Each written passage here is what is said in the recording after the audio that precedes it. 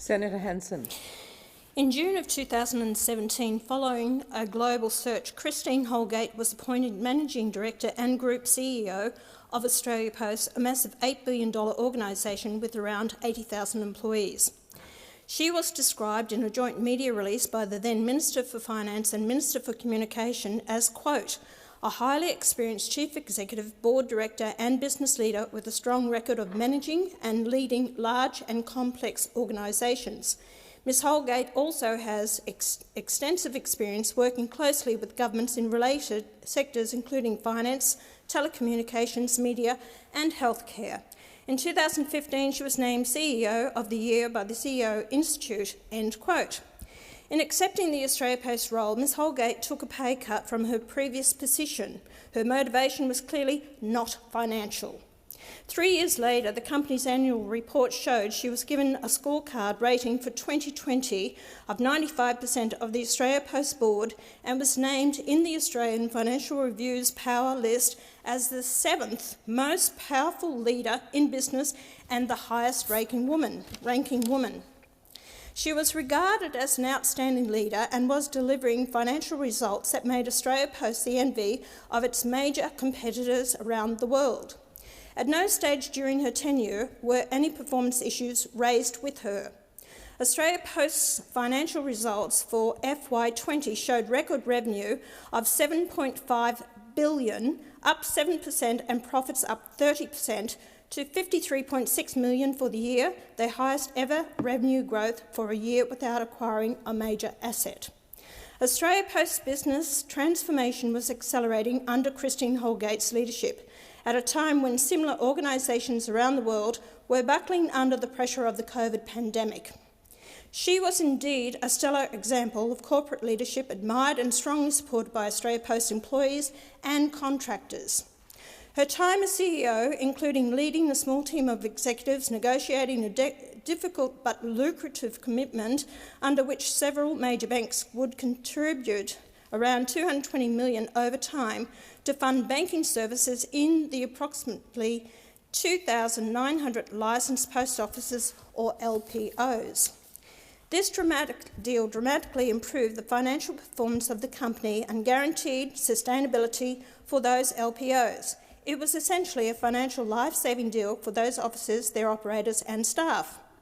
With the approval of the then Chair of Australia Post, John Stanhope, and within Australia Post regulations, Ms Holgate rewarded 4 members of that executive team with a gift in the form of a watch. That was in 2018. On October the 22nd, 2020, the following Senate estimates on that day, the new Chair of Australia Post, Lucio Di Bartolomeo, called Ms Holgate and told her he had received a call from the Prime Minister. She was told the Prime Minister had requested Ms Holgate be stood down while an investigation into the gifting of the watches took place. Remember, this is 2 years after the event had occurred. It is my understanding Ms Holgate told the Chair she did not wish to stand down, given the effect it would have on the organisation as it entered its peak trading season, but that she would cooperate fully with any investigation. She also forwarded a photograph of a card signed and inscribed from her and the previous chair as evidence he had supported the rewards given to the executives.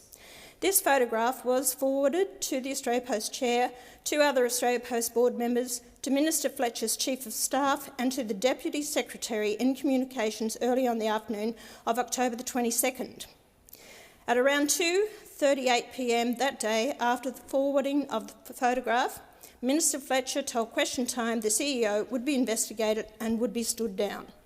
A few minutes later, at approximately 2:42 p.m, the Prime Minister told Question Time that Ms Holgate, and I quote, has been instructed to stand aside, and if she doesn't wish to do that, she can go, end quote. And that it was for all to see. And there it was for all to see. No explanation by the Prime Minister, not guilty to proven innocent, no sense of justice or fair play, no respect for one of the country's most senior and successful business leaders, no support, just complete abandonment. A simple, here comes the bus and you're being thrown under it. At no point during the question time did either Minister Fletcher or the Prime Minister acknowledge the gifting occurred 2 years earlier. They didn't mention it had been approved by the previous chair. They didn't mention the gifts were in recognition for securing the largest ever investment into community post offices. They didn't mention they were made in accordance with Australia Post policy. They didn't tell the House the CEO had a strong working relationship with the Prime Minister, who she met monthly and who had recently praised her leadership through COVID. They just threw her under the bus publicly and savagely. What conversations had gone on behind the scenes between the Prime Minister, other ministers, staff and the Australian Post chair? Why was the Prime Minister unilaterally and publicly abandoning Ms Holgate and trashing her credibility and reputation? Later that evening, the Australia Post chair issued a media statement stating the CEO would, and I quote, stand aside, end quote, while the investigation took place. It is my understanding the CEO was not consulted on the words of this statement or its contents, nor indeed was she ever informed the statement had been made. I understand Australia Post policy is that for an individual to be stood down, the individual either has to pose a serious threat or health risk to the organisation or to an individual in that organisation. I'm also advised that for there to be a legal basis to step down an individual, the individual either has to pose a serious threat or agree in writing. None of those criteria applied to Ms Holgate. She did not present a serious threat. She had not agreed in writing other than a media statement that was released without her knowledge by the chair of Australia Post to step down, and she had not agreed verbally. And yet the Australia Post chair stated at Senate estimates on the 9th of November, in response to several questions from Senator Green, that Ms Holgate agreed to stand down. No evidence has ever been provided to substantiate this, even though Ms Holgate's lawyers have made multiple requests and confirmed they have considerable evidence and witnesses that she did not agree. The Hansard shows that when asked by Senator Green for the legal basis on which Ms Holgate was stood aside, the chair replied she elected to stand aside. Mr de Bartolomeo's answers to Senator Green's questions also included his statement that we had discussions with Christine and ultimately she agreed she would stand aside while the investigation took place.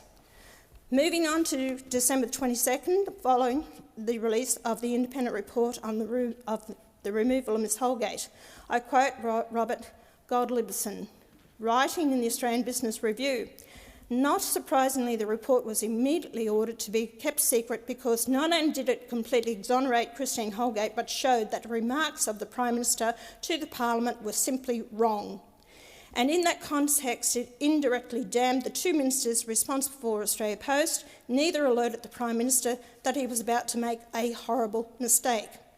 Also deeply wounded by the report, says Gottliebson, is the chairman of Australia Post, Lucio Bartolomeo, and his Liberal Party-controlled Australia Post board.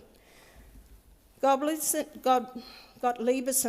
went on, the independent report prepared by lawyers Maddox revealed that under the Australia Post regulations, the chief executive was allowed to make executive rewards of up to $150,000 for performance without board approval. She awarded the 4 executives a total of $20,000, $130,000 below the maximum, in the form of 4 Cartier watches that cost around $5,000 each. The executives had pulled off a banking deal that added $70 million to $100 million annually to the bottom line of Australia Post and secured the future of 3,000 small business post office branches around the country. The post offices were furious that she was ordered to stand down. The report says the former chairman approved the purchase of the watches and the board was aware a reward for outstanding performance was to be made. The report praised the work of Christine Holgate as CEO and was adamant that she did nothing wrong in purchasing the watches, end quote. Gottliebson's review of the report describes the Prime Minister's remarks to Parliament as something that, and I quote, will personally haunt our Prime Minister for some time to come. What I'd like to finish with is, all over $20,000 worth of watches that Mr Holgate was fully authorised to present in keeping with normal commercial practice that rewarded one of the most financially advantageous deals in the history of Australia. The actions of the Prime Minister, his relevant ministers and the Chair and Board of Australia Post and their appalling treatment of Ms Holgate deserve nothing less than a Senate inquiry.